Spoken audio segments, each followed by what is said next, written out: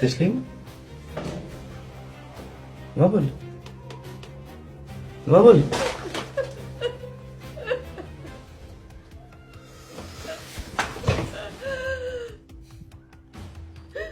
Yo'qdaman.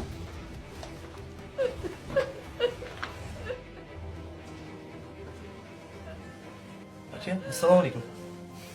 O'tiring. Tinchlikmi?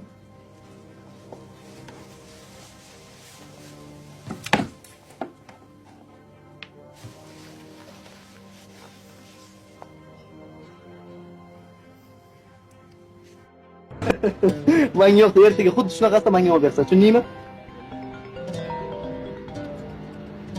Alo, Allo, dadasi. o'rtoqlarim bilan aka o'zim chiqaman. Salla xotiningni maqtaysanlar. Men xotinim ko'zim yomon ko'rinib ketadi, to'g'risini aytsam. Men xotinimni yaxshilaganim yo'q.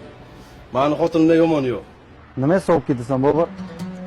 Axir o'zing sevib uylanganding. Uyga borsam na ovqatim tayyor. Zalga boraman na kiyimim tayyor. Ming'ir qiladi. Gul bersam ham norozi, pul bersam ham norozi. Yo, eslasam g'azabim qo'zib ketadi. U yoqqa ayting, Instagramdan ko'rdim. Buni olib bering, ana blogerda ko'rdim. Na o'zi to'q, na ko'zi to'q. Past. Ya o'ylasayapman. Shunaqa nochkur inson bo'ladimi? Nima Qissam ham norozi. Ishon, yarim kechasi xuddi muhim ishim bordek ko'chada yuraman, yarim kechasi kirib borib uxlayman. O'sha zahar ko'rmaydi. Sen nima kulasan?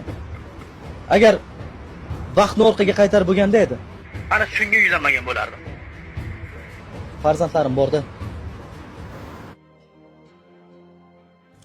Sen borishingni qil.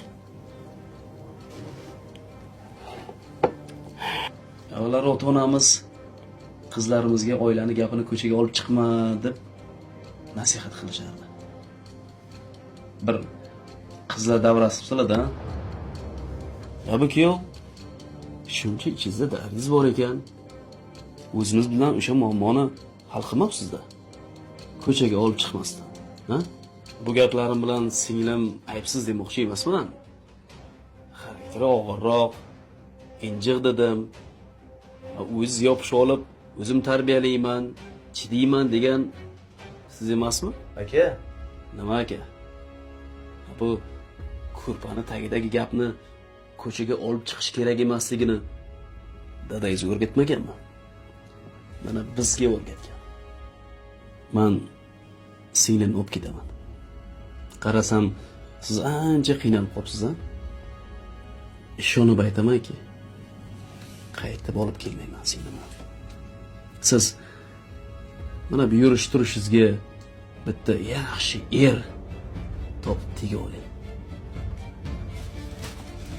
Mana bu ko'ylak lozim sizga. G'iybat qilayotganingizda kiyib olasiz. Yo'q.